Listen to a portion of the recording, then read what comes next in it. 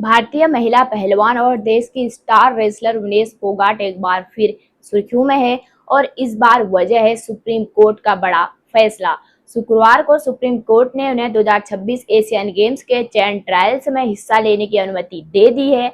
ये ट्रायल्स 30 और 31 मई को होने वाले हैं और अब विनेश फोगाट इन ट्रायल्स में भाग ले सकेगी। यह फैसला सुप्रीम कोर्ट की जस्टिस पी.एस. नरसिम्हा और जस्टिस आलोक अराधे की बेंच ने सुनाया।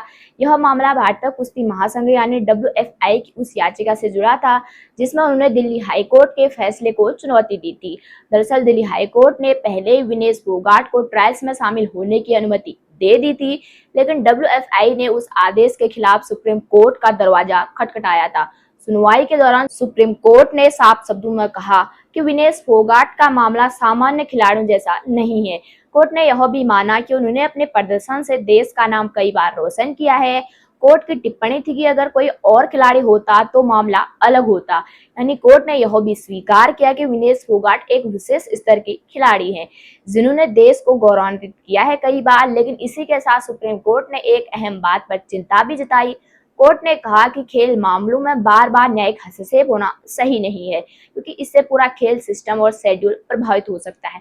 जस्टिस नरसिम्हा ने सुनवाई के दौरान कहा कि आप एक शानदार रेसलर हैं, आपने देश को कई बार गर्व महसूस कराया है, लेकिन देश पहले है। कोर्ट का संकेत था कि खेल प्रशासन और उनके नियमों का भी सम्मान होना चाहिए। सुप्रीम कोर्ट ने दिल्ली हाई कोर्ट के फैसले की प्रतिक्रिया पर भी सवाल उठाए। कोर्ट ने कहा कि खेलों के शेड्यूल में इस तरह अचानक दखल देने से पूरे सिस्टम पर असर पड़ सकता है। यानी कोर्ट ने यह भी स्पष्ट करना चाहा कि खेल संस्था व न्यायिक व्यवस्था के बीच संतुलन बहुत जरूरी है। इस पूरे मामले की शुरुआत तब हुई जब दिल्ली हाई कोर्ट ने एक अहम टिप्पणी करते हुए कहा था कि किसी महिला खिलाड़ी के मातृत्व को उसके करियर में बांधा या आयोग का आधार नहीं बनाया जा सकता। इसी आधार पर हाई कोर्ट ने WFI को निर्देश दिया था कि विनेश फोगाट को ट्रायल्स में भाग लेने दिया जाए। अब सुप्रीम कोर्ट ने भी फिलहाल विनेश फोगाट को राहत देते हुए उन्हें ट्रायल्स में हिस्सा लेने की अनुमति दे दी है, लेकिन मामला अभी खत्म नहीं हुआ है। कोर्ट ने WFI से जवाब मांगा है और अगली सुनवाई अगले हफ्ते है। अब सबसे बड़ा सवाल यही है कि क्या 30 और 31 मई को होने वाले ट्रायल्स में विनेश फोगाट अपनी जगह पक्की कर पाएगी?